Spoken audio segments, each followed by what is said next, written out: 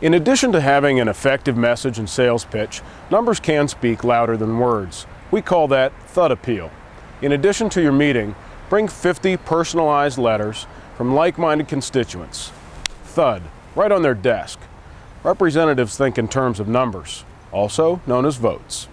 Make your case, be as simplistic as you can about it, but be honest about it, because the average member, if he takes away one thing that he really remembers from that meeting, it will be whatever it was you were most emphatic that you wanted, and he'll also lock in from his own personal knowledge whether what you said was truthful or not.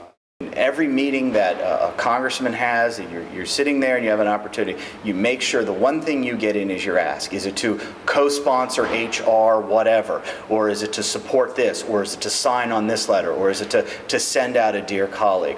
Always make sure you have a very clear and very succinct ask, and that ask is delivered in every meeting. And a compelling message, I think, is one that you be able to simplify it, because a member of Congress deals with thousands of issues.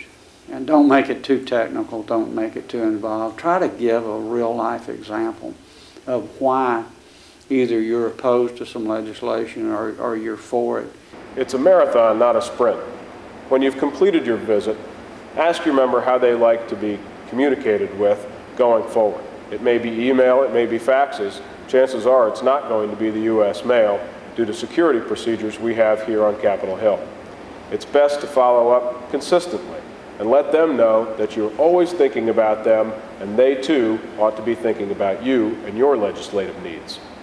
Well, we always think of fly-ins, or we talk a lot about them as grassroots, but I also say that you can get more done perhaps by meeting back in the district with the congressman when he comes home on leave, and people say, well, how many vacations do you get? Well, really not vacations, they're back in the district, and that's when they want to hear from people. They want to know what the problems are.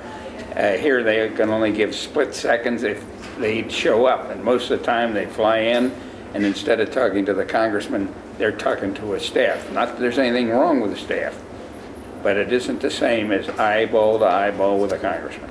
Sometimes meeting with the staff members is a good thing, because in many cases they may be more informed about the issue than the member themselves. What types of things that you can do to impact Congress back home is to invite them to your place of business, write letters, do anything any communication you have with that congressman is going to be important.